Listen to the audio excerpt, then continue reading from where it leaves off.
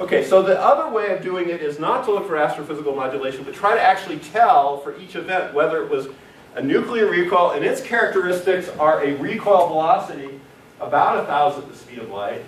That tends to make a dense energy deposition. I got my English messed up, but the usable efficiency of how much energy you can actually see in ionization or some sort of response like light or sound or something, the usable efficiency is often low. It's not very well matched to making something you can detect. And another way of saying this, there's a distinct energy scale. If we go to the next one, this is supposed to be a gamma. If a photon Compton scatters, when the electron recoils, it's relativistic. This is fairly non-relativistic. This is fairly relativistic. You get a sparse energy deposition. This is how most of our sodium iodide and germanium crystals, they assume this kind of energy deposition. Okay, if you get to add the next thing. Okay. The differences in the way the detector responds to these two situations are the basis of what we call particle identification, telling which is it. This is supposed to be a WIMP signal that disappeared. By the way, the one thing we can do to calibrate this is we can shine a neutron source and make our nuclei recoil. Okay, and we do that. So next. Okay, so how do you actually do this? If you want to distinguish two things, you better make two measurements. If you just measure one thing like energy deposit, well, a low energy electron recoil can fake a WIMP. You need to measure two things and intercompare them somehow. Okay, so what are the two things? Well, this is how the Lux experiment that I've been working on for about a year does it. This is meant to depict a bucket of liquid xenon. And it's about, it's about 50 centimeters tall. That's an active volume, and it's about that wide also. Okay? And it's liquid with a vaporous gas, xenon vapor above it, all permeated by an electric field. It's a so-called time projection chamber. That electric field makes it a time projection chamber. Adds up to xenon is dense stuff, about 350 kilograms. The way it works is if a particle comes in and hits a xenon atom that recoils, or an electron that recoils, doesn't matter.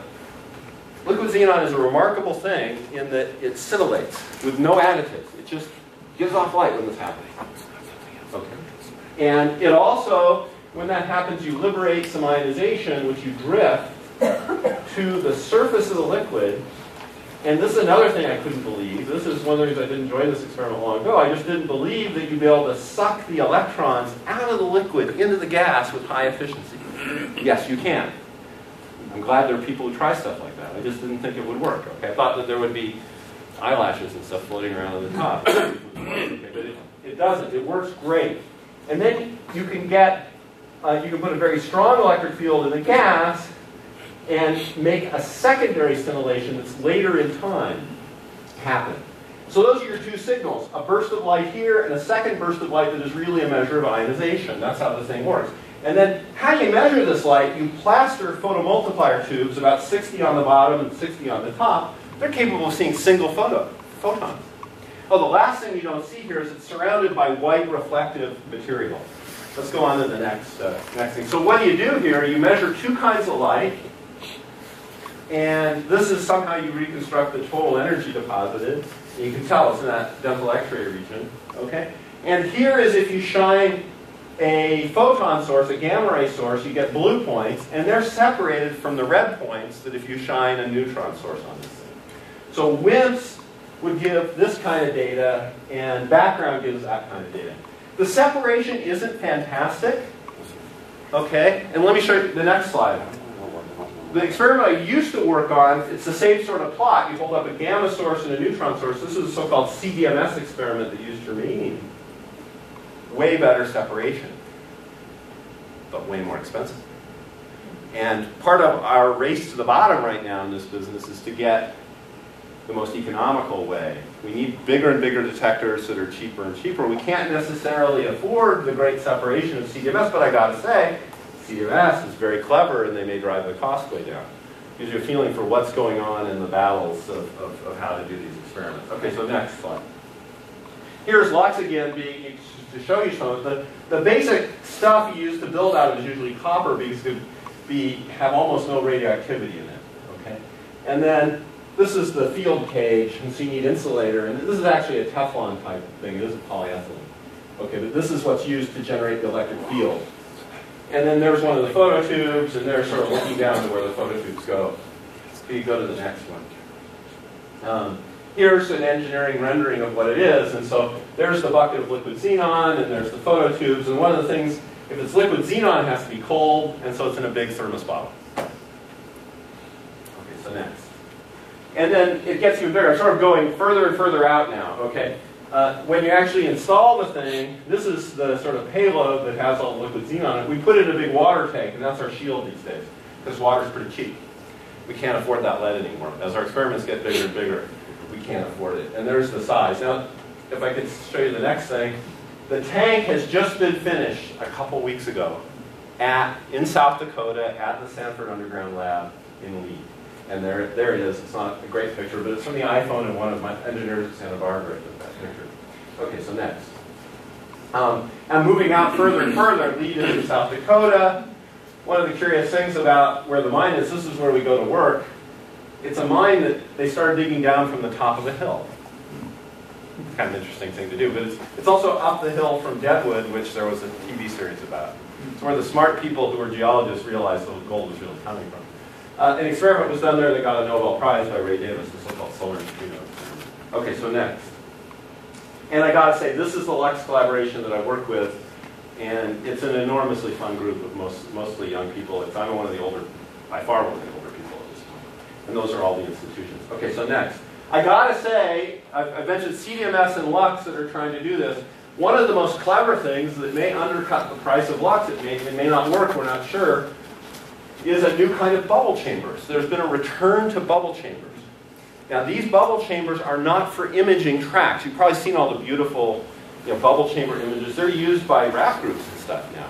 All sorts of people use bubble chambers. Okay. These are not meant to make an image. The idea here, here's one of them. By the way, the name of this is called COOP, or COO, depending on what side of the Atlantic you're from. Okay. The groups in it tend to be Chicago-based. Sometimes this is called, I forget, somehow the Chicagoland is worked into this title sometimes. But these are the institutions. What you're seeing here is a glass vessel. This one has about 4 kilograms of a special secret liquid. This one has 60 kilograms, I believe. And what you're seeing here is a glass vessel filled with this special liquid. It's related to refrigerant, by the way. It's got fluorine in it. On top there's water, because you don't want to have a boundary with air. That screws things up. And if a WIMP comes in and scatters, and a nucleus recoils, you get a very dense deposition of energy, and you put this liquid right on the edge of a phase transition, right on the edge of evaporating. And so if you hit one of the fluorine atoms, give it some energy, boom, right there you make a phase transition, you grow a little bubble. Okay, that's the idea. And if a gamma ray comes in here, it deposits energy. The energy is way spread out. No phase transition, no bubble. And the cost is the least, probably. Although they've had all sorts of technical problems. Okay, so this little one is operating up in Canada at the Snow Lab, which is in Sudbury. And this one is at Fermilab right now. And it's the thing that's right around the corner. They may be the cheapest, bestest, fastest, more one in the end. I don't know. Okay, so next. Okay, I got to show you how we represent the data in the end. And this is what we call our search plot. So we do these experiments, we look for the type of events. Usually, other than DAMA, we don't have convincing evidence. So how do you interpret your data? Okay. The typical plot is across the horizontal axis is the mass of the particle. And front and center is about 100, which is the weak interaction scale. But there's a logarithm of that. And there's various arguments when you start to get light why you don't expect it. And it gets heavy, you don't expect it for a variety of reasons. Okay, then this axis is cross-section, where here's 10 to the minus 44 centimeters squared, which is also known as 10 to the minus 8 picobarns. Okay? And then what you see here, if it's a curve, a line, it means they didn't see anything. And any point in the space, that is a mass of, let's say, 100, and whatever that is, 2 times 10 to the minus 8, is consistent with the is ruled out by the experiment known as Xenon 100, which is the most sensitive right now. If you lower down to here somewhere, there could be WIMPs that have mass of 100 GeV, but a cross-section of, something times 10 to the minus 45th centimeters squared. Now, a lot of people have been working. There are a bunch of different lines from different experiments, and their names are given there. But sometimes you see closed curves. And these are the closed curves of people who say, well, our data is consistent with something. Maybe we've got a signal. The gamma experiment, their original interpretation was up here, and you can see the field has way transcended their sensitivity. Okay, so we think something's happening there, but we don't know what it is. Okay, it's not consistent with it being a WIMP. And there's reinterpretation. Their data gives some different points and so forth. There's another experiment called CREST, which has some evidence too. It's very, very weak evidence, but it seems like these other experiments are ruling out. Oh, I should say a physical thing, by the way, before I go on to the next. I'm almost done. Yeah. Okay. You lose sensitivity here because the WIMP becomes so light, it's like a fly hitting a freight train. Okay, the WIMP doesn't have enough energy to transfer charge into that.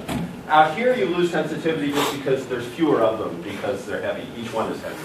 Okay, so the next slide. Okay, where we think we'll get to with the Lux experiment, which has just started operating at the surface, by the way, is we'll get down below 10 to the minus 44 to about 10 to the minus 46.